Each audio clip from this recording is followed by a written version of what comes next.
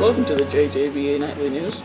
I'm Ben Barber, alongside Justin Doe, reporting live from Studio 1A. Tonight we discuss Asia, how factors such as famine, disease, and other things affect the human population. Here now is Jared reporting live from China. Thanks, Ben. The population in China was very high back in the 1950s. This was because of Mao Zedong. See, he wanted families to have like 5 or 6 children per family. And that was bad because they didn't have enough food in the country to feed the whole population. And the birth rate was higher than the death rate by around, I'd say 3%. Back to you, Ben. During the Great Leap Forward, China was in a drought where they had no rain and all the crops dried out. They were living on what they previously had and were going through a famine. There was widespread hunger across the country. Many of the civilians are hard-working during the famine. They're also being used as slaves on the farms, trying to get as much crops as they possibly can.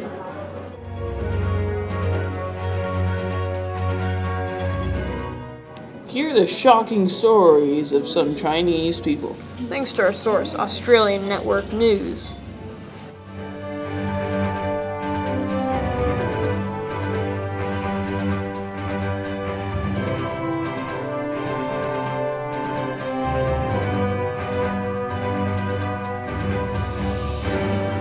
Died and decreased the population greatly. About 20 million people died from this. This is where the death rate was higher than the birth rate. The droughts are possibly caused by all the steel production and the smoke. Well, why were they producing so much steel, Justin? Well, because of Mao Zedong. He wanted people to work more in the workforce, so it would be more of a productive country. Doesn't seem very smart in this economy we have today. Well, it was impacting the environment and throwing it off kilter. These are videos of steel production, steel furnaces in people's backyards.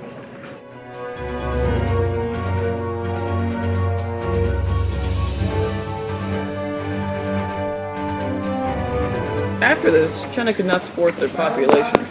It all went very downhill from there. This led to the one-child policy. Then what is the one-child policy? It was a law made so that only families could only have one child. Why did they make this law? So they could only have zero population growth, and the country's population would be distributed. Well, that doesn't sound very good. Didn't sound very good to the families either.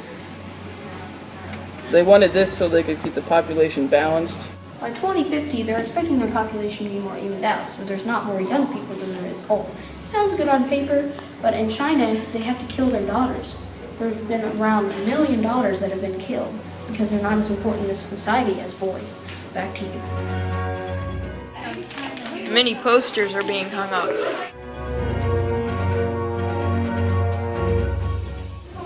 Signs are being hung up to show the significance. A campaign against the one-child policy has started. Commercials are coming up to promote the one-child policy campaign.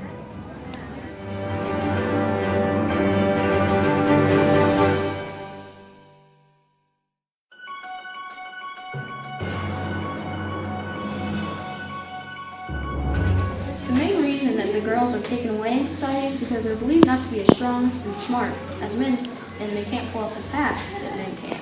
Also not very important because they can't take care of their family. And when they get old, they are not able to, and usually the men end up having to take care of their families. Back to you. This caused the population to decrease, but in a better way. How was that better? Well, so they're more evened out and they don't have more young people than older people. Oh, This evened it out, but today many people are not following this law why not? because they feel it's unfair. On to our next topic. Many diseases have destroyed the population. One of these is mercury poisoning. What is mercury poisoning? It's when humans get close to mercury and it gets sucked into the pores of their skin, and it can kill them. When people dig into the earth, it can get out and is carried by the wind. This is an example of mercury. It is getting into the people there and is killing many there, even animals.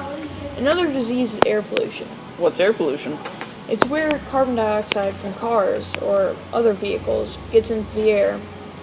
It's bad for many living species. Seems a big problem in debate today. Yes. But as you may know, one of the main ways of transportation is cars, as I said. They give off carbon dioxide and is causing air pollution and global warming. This is also a big factor in the deaths of many.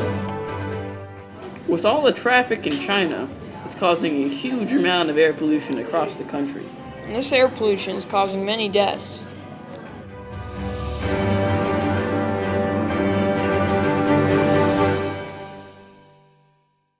Now on to a deadlier topic.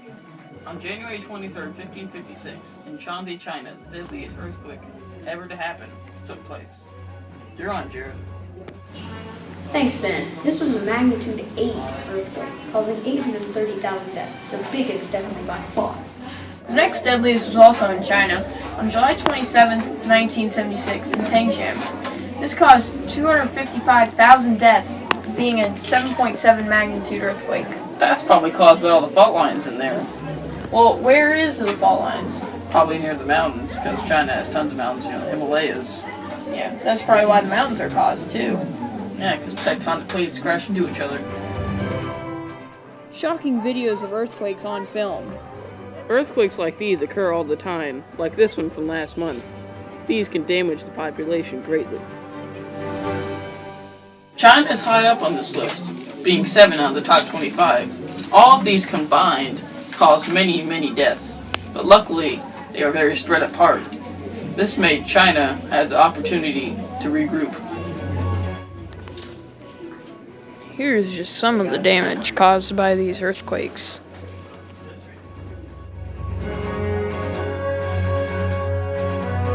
They're really susceptible to flood. It drowned them and it drowned the crops, so that could decrease the population from not having enough food or just dying by a flood. That's why they built the Three Rivers Dam. It's over a mile long and 187 meters high. It stops the water and it can help if there's droughts downstream. Back to you. Crime has been a big part of China, the rate increasing every year. In 1988, there were already 827,000 known cases and 7.5 per 10,000 people. The rate was a little over 75% for youth to do the crime. That means the younger population is causing more crimes than the older population. Crimes like this happen every day. As you can see, this man is trying to rob this other man for his money. Gangs like this are all across China. Back then, murder was a non-political offense, Well, why? because the government didn't feel it was very important. They had a new government back then, and influenced people to stay away from gangs and other crimes. But as time evolved, the government changed so they could control this more. Crime now is very punishable. What are the pros and cons, Justin? Well, I'm getting some special insight from some of our professionals. Reporting news live. Thank you. So, well, a lot of these have impacted it greatly and not so great. Well, all these earthquakes are decreasing the population greatly, like killing many people. Like the earthquake from last year in 2011. Yeah, and like the tsunami. Yeah. This Yeah. population increase is mainly based on China's goal to even it all out. This could help the population greatly.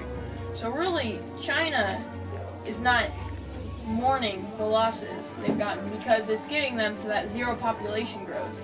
Which is the main mission they've been searching all along since 1979. That's why they have the one-child policy. That's it for today, but tune in tomorrow night to learn more about international economic activities that affect our U.S. Good night.